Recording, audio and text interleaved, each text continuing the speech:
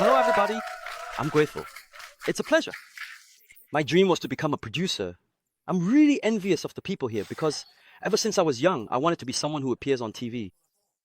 I really did. I admired them. But as you can see, I realized that I don't have the talent or looks for it. So I wanted to become a producer to create programs with them.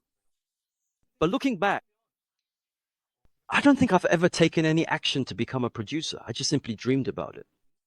Although I told myself I have to become a producer, I never took action. And today's topic is exactly that, action. I didn't choose my university or major with the goal of becoming a producer. I just took the college entrance exam to go to college and ended up enrolling. Not to mention my campus life was a mess. But you know those types of people? The ones who rarely attend class or take exams seriously, but are good at following professors around during events? That was me. I once even helped my seniors do their makeup and win first place in a competition. I was that guy in college. Still, my dream remained unchanged. But honestly, I didn't have anything to be worried about because my family was pretty well off and I was an only child. So I lived a life where I didn't really envy anyone. But when I was young, my father used to run a farm machinery store. Tractors and combines are really expensive. He ran a farm machinery store that sold expensive equipment. But he passed away from a long-term illness when I was in high school. And my mother took over the business. But my mother actually did better. She became known nationwide as the person who sold the most farm machinery, almost like Joan of Arc, a warrior woman. Even though she was only about 4'8", really petite, she managed all that. But when I was around my senior year in college, after years of dealing with men in the business, along with some genetic factors and stress, she ended up getting breast cancer. She underwent chemotherapy for 5 years, and our family fell apart bit by bit. I was living a very affluent life, carelessly spending my days at university, not even realizing the situation back home. Then one day, I went home and saw that everything had red foreclosure notices on it. I thought, this is serious. But we didn't even have money for my mother's hospital bills anymore. So I had no choice but to get a job. Through a friend of my father's acquaintance, I ended up getting a job at a BTX solvent dealership. Remember what my dream was? A producer. But suddenly I found myself working in petrochemical solvents, handling them on my own and doing sales. You think it was fun? Of course it wasn't. It was so boring that I honestly spent 7 years being really immature at work.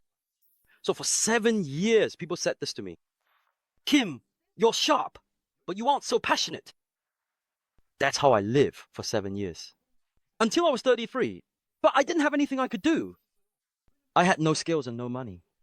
I didn't have good education, no credentials, nothing. After living like that for 7 years, at some point I hit a wall. Everything just reached its limit. I started to look at everything pessimistically and negatively, and I spoke full of excuses and rationalizations. I finally realized this when I was 33. I thought, I can't go on like this anymore. Let me try to find something I'm good at or something I like. But since there was nothing I could really do, I just thought about what I enjoyed most in that bleak life. And what came to mind was tteokbokki. There's a reason. It was when I was young. I'm 42 right now, by the way. And my family is from Wonju, Gangwon province. At that time, there were no convenience stores or fast food places. It was either a small shop or a street food stall. There was a street food stall in front of our place. And this old lady who sold tteokbokki there always had to prepare everything. But there was just one thing she couldn't prepare. Water. Because street food stores don't have plumbing, she had to fetch water herself. And since our family was relatively better off in the neighborhood, she always came to our house for water. She would come several times a day, every single day. As the only child in the house, the lady quickly realized how precious I was. Even if I just bought 101, I could eat a huge amount of tteokbokki at her store, and if I couldn't finish it, she would save the leftovers. I learned about this keep system when I was 5 years old. And my friends thought of me as the friend that could provide tteokbokki as much as they wanted. So tteokbokki became a kind of medium through which I could always meet my friends. Then I realized that those moments with tteokbokki were the happiest times of my life. That's when I decided I should just start a tteokbokki business. I had reached my limit with getting scolded at work, and there was nothing more I could do there. So I began to study to start a tteokbokki business. But my mother was sick. I was the only one in the family. So I had to earn a living. While working at my job during the day, I studied tteokbokki at night. But all I could do was search the internet, as it was the only resource I had. And at that time, something that was quite useful were online communities. I tried searching to join one, but to my surprise, there were clubs for chicken, hiking, cycling, everything else, but not a single tteokbokki club. I wondered why that was. Every Korean loves it, no? We all love it. So I had no choice but to just create one. That's when I created something called Everything About tteokbokki. I set up this community and started participating, but since I didn't have any technical skills or information, all I could do was scrap content. But people wouldn't bother to join just to see information that was already out there. There were 60 members, one admin, which was me, and then even now after 8 years, the other 59 who have never logged in, my high school friends. They still haven't visited even once.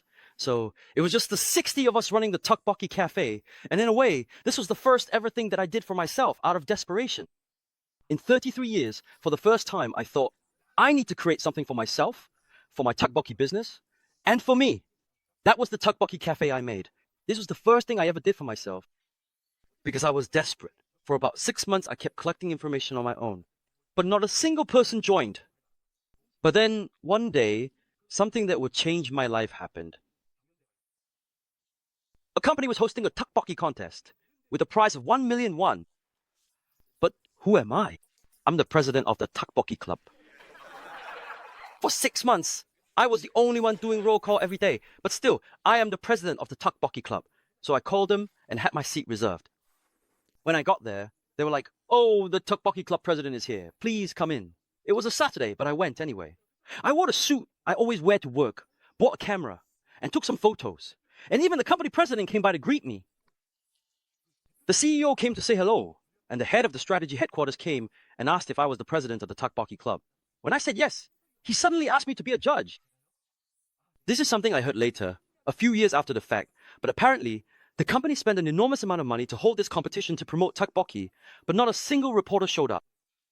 But then, imagine how glad they must have been when the president of the tteokbokki club showed up with a camera. I had no idea about any of that.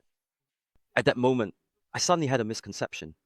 Just on Friday, I was at work getting scolded as the unenthusiastic manager Kim. But now, as I was the president of the tteokbokki club, the chairman of the company, much larger than the one I worked for, came to greet me. Is this my true calling? I started to get a bit delusional. With rushing endorphins, I thought, this is my path. Being the president of the tteokbokki club was meant for me. And just like that, I quit my job. Everyone around me said the same thing. You're mad. What are you going to live on? Why are you suddenly acting like this? But by then, I was already crazy because I was the president of the tteokbokki club. During those dark 7 years, I was constantly criticized and didn't make money. But then all of a sudden, I was being treated with respect by the chairman of huge corporations. I think I might have gotten a little carried away by that. What started as just wanting to sell tteokbokki turned me to say, I'm going to become a tteokbokki master, and made me actually quit my job. After that, with the severance pay I received, I thought I needed to meet people, so I got all my dental work done and made sure to dress well. Oh, did I tell you the name of my club? It is tteokmo, short of more tteokbokki. And I somehow felt like Kia's morning went well with the whole concept. So I bought a morning and put a sticker on it that said Tuck Morning. I started driving this Tuck Morning all over the country, visiting about 3,000 tteokbokki places. Yeah, I don't know why. I think I was out of my mind. Maybe because I was the president of the tteokbokki club. And as I traveled around like that, up until then, the community only had 60 members, and I was the only one actively posting, just collecting information. But as I kept going around every day, eating and writing reviews, sharing information, at some point, our membership reached 1,000, 10,000 people, 20,000, 30. Now there are 40,000 active members participating. It was for all of a sudden, I was just doing things. And such things happened so suddenly. Anyway, one day I was eating tteokbokki again, this time in Jeonju. Is anyone here from Jeonju by any chance? Anyone? In Jeonju, there's a really famous tteokbokki place that puts sweet potato in it. I had just finished eating there and saw this huge banner hanging up. The Sunchang Encouragement Festival was being held. Encouragement of Sunchang? What could that be? What comes to mind when you think of gochujang? Tteokbokki, of course. Bibimbap and tteokbokki. And who am I? I'm the president of the tteokbokki club, so I went right away. First, I went to the county office and said, when you think of Sunchang, you think of gochujang, and when you think of gochujang, you think of tteokbokki. And as I represent the food, I said I'd try something nice. They gave me permission. So I just went with the standard approach. I made tteokbokki for 2012 people. Right on site. We custom made a huge pan. Last year, we made tteokbokki for 2019 people. About 2,000 people line up here and eat. This is now one of Sunchang's main local events. And because I went around doing all these things, broadcasts started to turn their eyes on me, wondering to themselves, what does that person even do? Always eating tteokbokki and making 2,000 dishes of tteokbokki everywhere. And so I ended up appearing on every TV program related to tteokbokki. Pretty much all of them. Anything that was related to tteokbokki. And then little by little, I became more comfortable. I start to get the illusion that I really have to become a true tteokbokki master. Through my actions, I gained confidence because I was already a crazy guy. Plus, I was the president of the tteokbokki club, so there was nothing to fear. And then one day, our tteokbokki club, again, was having a regular meeting. It was early on our second regular meeting. About 40 of us gathered, ranging from people in their 20s to their 60s. We went around Hongdae eating tteokbokki, and at the end, everyone had a drink together. By chance, out of the 40 people, a rather good-looking guy ended up sitting in front of me. He said he was from Busan. He came all the way from Busan, so he traveled quite a distance. His train was about to leave, so he had to go soon. He was leaving at 10, but we still managed to talk about a lot of things. Do you like tteokbokki? I love it. So I said, next time I come to Busan, let's have tteokbokki together. We talked some more and then parted ways. His username was Yeongdo Samjin. Mine was Gaduhuni. That's been my username ever since. After the meeting, he wrote a review calling me the idol of Tteokmo. He's kind of a weirdo too. So after all that, it was about 1 or 2 weeks later. So I got on the Tteok morning and headed to Busan for a tteokbokki tour. And by chance, that friend came to mind. So I called him. Hey, Yeongdo Samjin, this is Gaduni. Would you like to go to Busan to eat tteokbokki with me? Yeongdo Samjin said, wow, that sounds great. Let's do that. So I said, I'm on Tteok morning right now. I'll come pick you up. Let's go together. Then Yeongdo Samjin told me to come to his factory. What factory? When we're just going to eat tteokbokki? Anyways, I went to pick him up. When I got there, I found out that this friend was the CEO of the company, Samjin Fish Cake. He had studied in New York and came back to take over his father's business. But he didn't know anything about fish cakes, so he searched online. And as fish cakes are always paired with tteokbokki, and with my community being the biggest, he decided to come and check. Now, he's like a real younger brother to me. And for my franchise, all the fish cakes used are from Samjin Fish Cake. We're great partners now. Anyway, I went to visit his company. Up until then, I didn't really think much of fish cakes. On TV, I used to see fish cakes being made with people just throwing in cigarettes and all sorts of stuff, making it look like a dirty food. But when I went to Samjin Fish Cake, it was incredibly clean. The fish cakes are fried. And as they come out of the fryer, they go through the caramelization process. And when you eat them hot and fresh, they kind of taste like sashimi. Sounds unbelievable, right? But honestly, the fish cake really has a sashimi-like texture. So after eating this fish cake, it just blew my mind. I thought, wow, is there really fish cake this delicious in the world? And just as I was thinking that, my friend introduced me to his father, who is now the company president. He already knew about me, so you're the one my son talks about. Yes, sir. I'm the president of the tteokbokki club. But I was a bit nervous, so honestly, I don't remember what I said. Sir, I really had no idea fish cake could taste this good. I never knew fish cake could be this delicious. And then I said, if we could take this Samjin fish cake and make it into a bar shape to sell, it would be really great.